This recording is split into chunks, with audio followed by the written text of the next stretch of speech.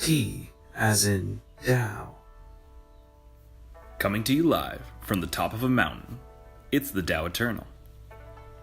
Oh hey homies, what up?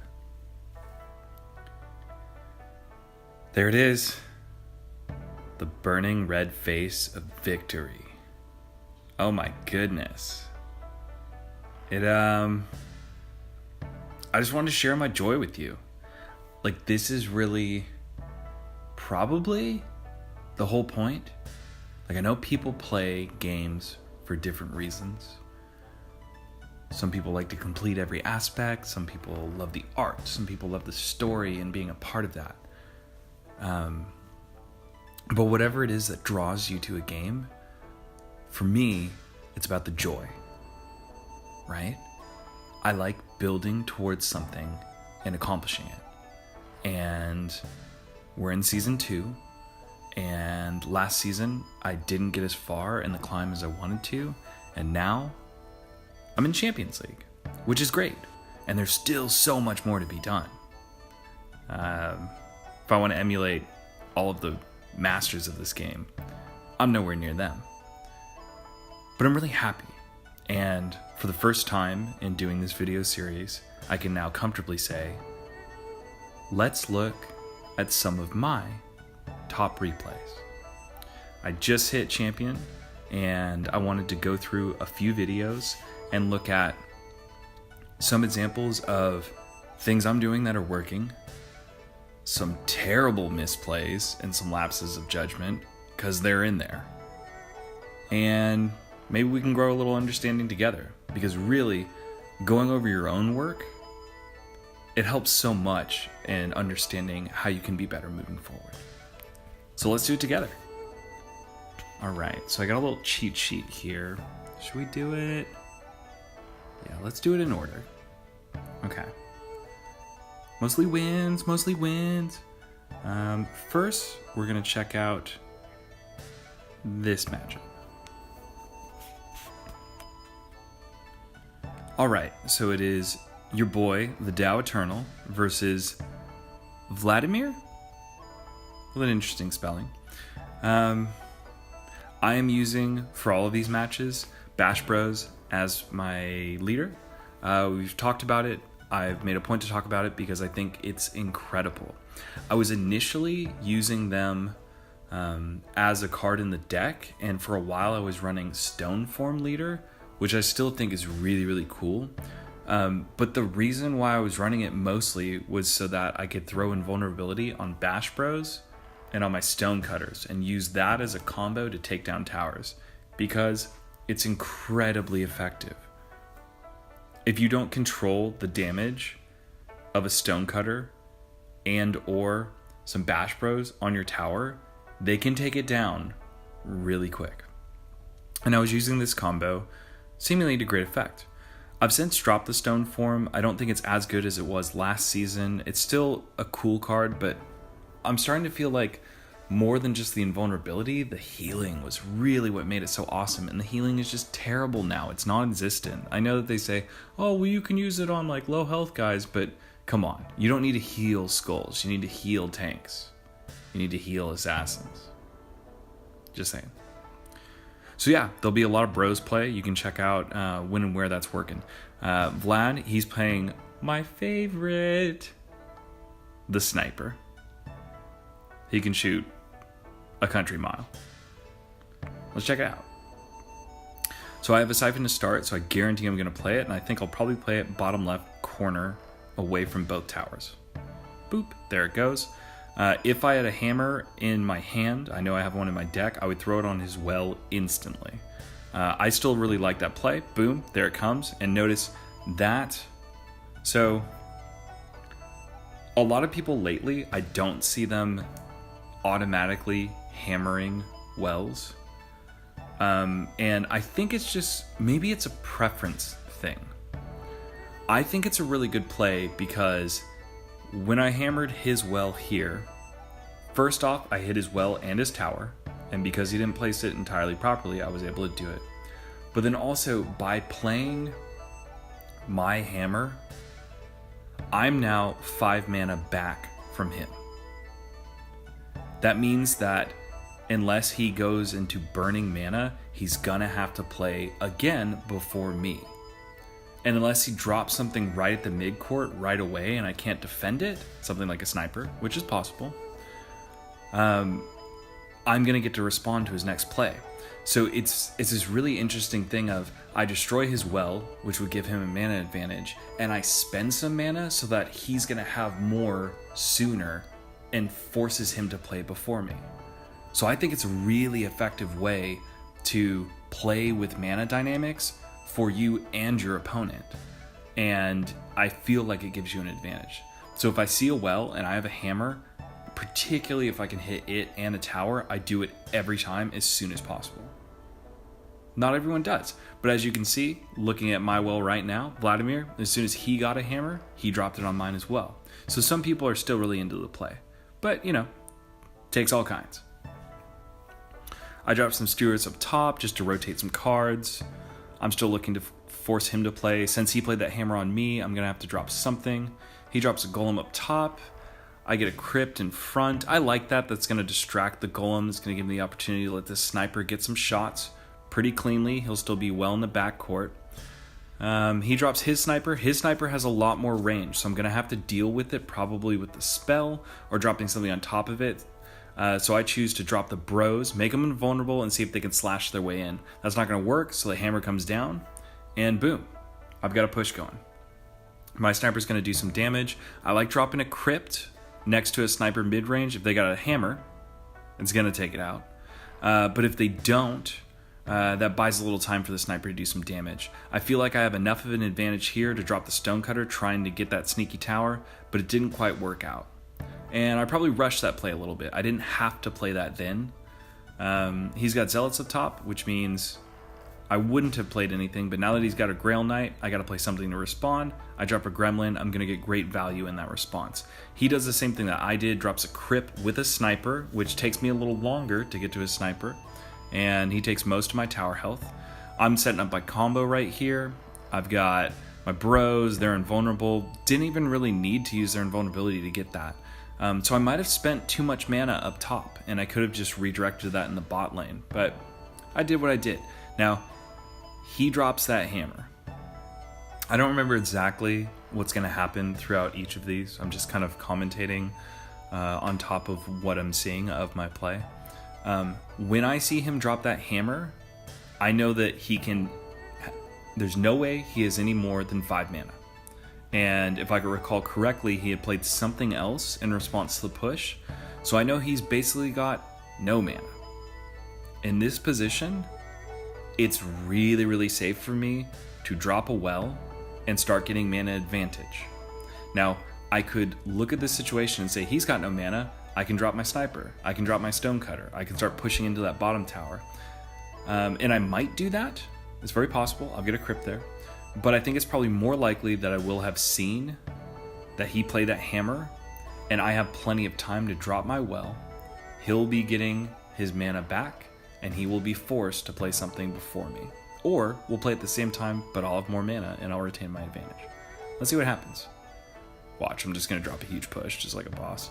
Nope, there's the well. Okay. So now look at our mana proccing. He's got mana. He feels compelled to play it when he's got 5. I've got a Gremlin to respond up top. He's probably going to take that tower. I drop my Stewards on top of his Sniper. I'm going to clean that up. But again, I have a well proccing. He does not. He drops a Sniper. He drops that Grail Knight up top. This is a play that... This is acknowledging the health of your towers as a resource. As soon as I saw that top tower was going to go down, I realized that if I could bait him into putting enough push top lane, I could switch bot lane and take his tower. So at a certain point, it's really helpful to make that distinction. This tower will go down, let them play into this losing lane, I'll shift into and create a winning lane, and then I can set up a defense for whatever else they have left through my main tower once they get to it. That's what's happening right here. He dropped all of his mana in the top lane.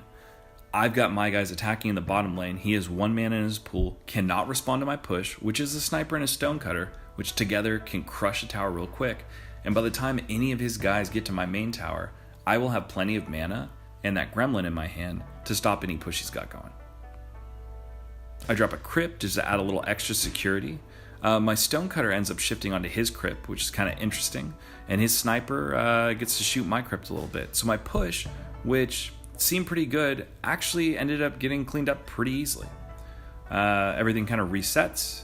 He has solo zealots on my tower, so I use, again, health as a resource and just let them die to the tower. Oh, now that was an awesome play there. I really should not have played my sniper in hammer range of my well. I didn't remember correctly in this situation, but he's been hammering my wells all game, so I can assume that he's going to keep doing that. Dropping my sniper there, I often do it. It was just kind of an automatic play, and I lost the sniper and a mana advantage by doing it. His golem is walking up.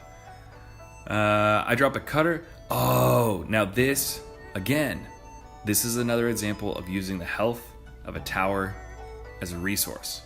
So generally, I do not advise playing into an opponent's lane when your tower is gone in that lane. But he dropped a golem, that's 6 mana. He dropped a gremlin, that's 3. As soon as he did that, I dropped my crypt to make sure that he's gonna at least have to attack the crypt before he attacks my tower, which bought me some time. And then I shifted my attack and dropped my stonecutter bros combo in the top lane right next to his tower. His tower's got 2400 health. I've got 6 seconds on the clock. Watch it melt. And that's it. He got 1 whack on my tower. And just like that, 3-stone win. Managing health as a resource, I'm learning more and more and more, is helping me to be successful in my games. And the top level players, they do it masterfully. When I get 3-0'd by a baller, very often, sometimes I don't even touch their towers. But very often, I will have damaged both of their towers, and they will still 3-0 me because they knew they weren't going to lose them, and they managed their resources correctly. So, I rocked that Vladimir. I made some bad plays, but I felt ahead pretty much all that match. This next one, that was definitely not the case. Talk about striking fear into the heart of men. Yellow Mamba. Woo! He's going to work me in this, and let's talk about how he does it. He's got the giant leader. I don't have mine upgraded enough to have its stun ability. Once I get it to that point, I'm going to start running this. It's really good. I think Giant was really overshadowed by Goliath last season, particularly because, among other things, Goliath could be healed by the stone form, and it was only a 7 mana cost. But Giant, if you get a push behind Giant and he can do that stun at the opportune moment, it's just so hard to respond to it. And I believe this whole match, he just works me. I really don't come up with an answer the whole time. He drops a well, that means I drop a hammer. Back tower is now active. It's important to note. I drop my well, I'm sure.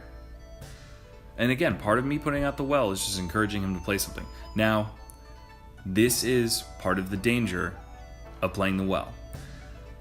I think when you play your well, it is best that you have 8 or 9 or 10 mana in your pool. Because if you only have 6 and you play your well, you don't have any mana to play any defense, and once your opponent sees a well drop, they know they got a couple of seconds where you don't have enough mana to do anything. I drop my well. I happen to have a bit of mana, so that's helpful. But look, he drops some Stewarts, he drops a Cutter. My top tower, I wasn't ready to respond to it. I drop a Crypt because that's kind of the best that I got, but that's not enough to take off, to defer all that damage. And look, with a Cutter and some Stewarts, Gremlin in there, tower done. Took him 30 seconds. His first actual push on me takes a tower, gobbles it up. So really efficient play from Yellow Mamba. Drops a hammer on my sniper in the tower. I think that's a great call there. If you drop a hammer, you need to hit two things. It's got to be a unit and a tower or a well or something. You have to hit two things to get value. He does another push. Giant here, drawing aggro. He's got the stonecutter. He's got the gremlin in the back. His placement is just impeccable. I've got my gremlin, but I don't have enough damage to respond to him. And he's got stewards as well, drawing aggro. So even though I've got my butchers out there and I use their invulnerability, look at that. He gets all but 670-ish damage done just in that push. I drop a crip on a Bombi. I like that play. I think that's fine. He feathers my sniper forward. That's a great play there. I don't run feather as much as most of the top level players. And I think it's just because I'm not very good with it yet. Once I'm a little better, I think I'm going to run it in every deck. It's so good being able to manipulate your opponent and your cards. Stonecutter comes in. I don't have a chance. Gremlin's a great defense against the Stonecutter, but it's too little health, and I didn't have enough mana. Now he's got a well proccing. I'm going to want to hammer it, but if I do, I don't have any mana. So he keeps his mana advantage. He drops a giant on me. He's got a gremlin. He's got Bombi. He played a lot of cards there. Is something fishy going on? I'm going to choose to believe that nothing fishy is going on. But was that something fishy? Viewers, go back and watch that. He played a lot of cards there real quick. Anyway, look at me. I'm just getting wiped out here. I drop a sniper. I got a crip. There's 30 seconds left. At this point, I have barely touched one of his towers. I have no safe place to play it well. I can't really create a response. I'm trying to hedge his mana advantage, but I don't really have a way to do it at this point. He drops his cutter. He drops his stewards, his gremlins. Yeah, that's gonna be it real quick. There's not a single point of this match where I felt like I had an advantage. And that's part of it too. Psychologically, at a certain point, I did not know how to come back from that at all. I didn't effectively stop any of his giant pushes. His stonecutters got to do 3/4 of tower damage every time they got onto one of my towers. Totally worked me. Yellow Mamba, excellent play. I'm all about it too. Alright, we got one more. Wanted to show a win and what was working. Wanted to show a time where I just got worked. And let's do the victory match. A little feel-good victory match. So this is your boy up against Helrea of Russia. He's working that Enchantress. Enchantress leader, I don't think I've featured it just yet. I don't really run the Enchantress. It was really, really popular last season in the leader spot. On its own, it's a support card. It gets a stun ray that does damage. Once you upgrade it, I believe it siphons some health as well, does a little lifesteal. In the leader slot, she gets 2 of the rays. With 1, it's fine, but with 2, that means you can stun lock bros, which is one of the best applications of it. You can stun lock zealots. You can stun lock a gremlin and a sniper. It's really 1-in-1. That's not exponential growth, but man, it feels like it. She's just so much better when she can lock up 2 different champions on the board. Really good card. Let's see how this all unfolds. I've got a well, so I'm going to play a well. And notice, I wait till the last second to play my well. I think that's the right way to play it, because it's about trying to encourage your opponent to play something or burn mana. He drops some bros, really good start. Got a sniper there. I dropped my crypt. I guess I dropped it on time, so that drew some aggro from the sniper off the tower, which is a great way to play crypt. I think it's awesome to use crypt just to get the opponent to target it and draw some aggro. I've got 2 wells on the board at once. I think I do a really good job in this match of playing well at cooldown, and if he's not doing anything to stop him, I'm just going to keep that advantage going. He feathers up my sniper, but it's not far enough. He's got an enchantress, he's got a little marauder push. We're both dropping everything. I'm trying to build up a backline. I end up dropping a hammer. I was losing that engagement, but dropping my hammer on 3 of his units, instantly I take the lead in mana. I do my combo, bros are in, I got a stonecutter. He drops skulls, which is theoretically a fine response, but it's not going to be enough to stop all that damage. I get some bonus damage on the main tower there. That cutter, he's been avoiding damage like crazy, and look at that. In the top lane, maybe if I just kept playing cards, I would have just taken his main tower in this push. But one of the dangers of doing that is that if I were to play cards in the top lane and well onto his side of the map, he can drop defense right on top of my cards. So it gives him really an awesome advantage in being able to respond to everything that I'm playing. So instead of just powering through with my top push that maybe would have been game winning, I decided to shift gears. So now he's got problems. If he assesses the situation correctly, he's going to know that my 2 guys, the stonecutter and the 1 zealot in the top lane, they don't have enough life to deal all the damage to destroy his main tower. So he should just let them die to tower, using that health as a resource. But that's really hard to do, because what if I do drop something else up there, right? The instinct is to try and stop that push that could be the game-winning push for me. In the meantime, as soon as I see that he's going to be in a sticky situation and maybe doesn't have that much mana, what do? Drop a sniper bottom lane, give him some stewards to reinforce. And look at this. He's got a tough choice to make here. In the meantime, he's losing tower health. My sniper does tons of damage. Now, look at that. I realized it as soon as I did it. This is me getting cocky and stupid. I'm 1 win away from becoming a champion. And what do? I decide, instead of just resetting my mana, which would be the smart play, I'm like, oh, maybe I'm going to start some half-hearted push up top with a crypt. If that crypt was in front of my bottom tower right now, these bros would do no damage to that tower. Instead, I just kind of willy-nilly throw it up there. I don't have any mana to keep pushing with. This game, if your play is bad in this game, if you inefficiently use mana, it can be very fickle. You can have a strong advantage, and just like that, you can lose it. By that same token, you can be behind, and in one play, you can get an advantage.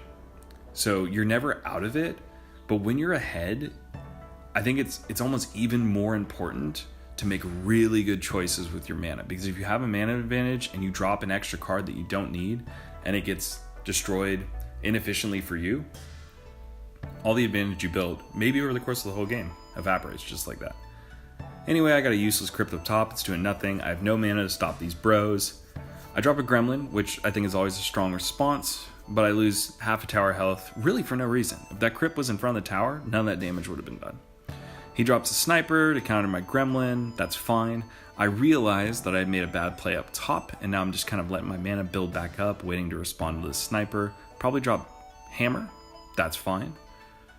It was almost like the Marauder just like had that extra hammer with it. Zealots are there to clean up the Marauder. I've got my bros. I'm going to proc their invulnerability to help them out. I drop stewards so that the Enchantress doesn't switch on to any of my damage dealers.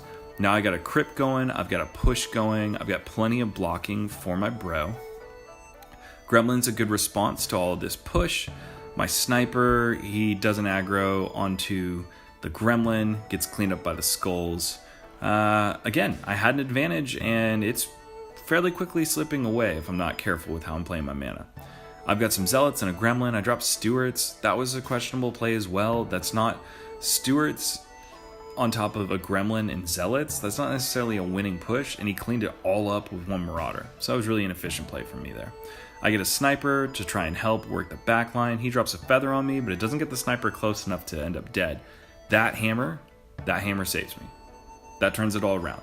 I take out 3 of his guys with a hammer.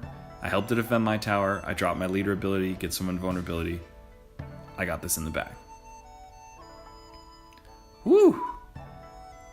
So there you have it. That was an example of I had a really strong push in the beginning. I was managing my mana well, and then I started playing really poorly. I got saved by the bell a bit, and that last hammer that I dropped on 3 of his units, that's the thing that secured that I would win that match. Whew. It's been a whirlwind, players. I'm really enjoying this game. I'm having so much fun making these videos. I could kind of talk about it all the time. So maybe I will. Like the video if you like the video. Subscribe because there will be more. And leave a comment because hooray!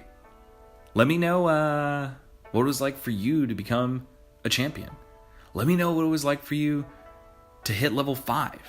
Let me know what any of these accomplishments feel like, because I suspect that part of why we're all doing this is really that fun, that entertainment, and that joy. Like, why not celebrate it feeling good? All right, that's going to be it for me for now. I'll talk to you soon. Bye-bye.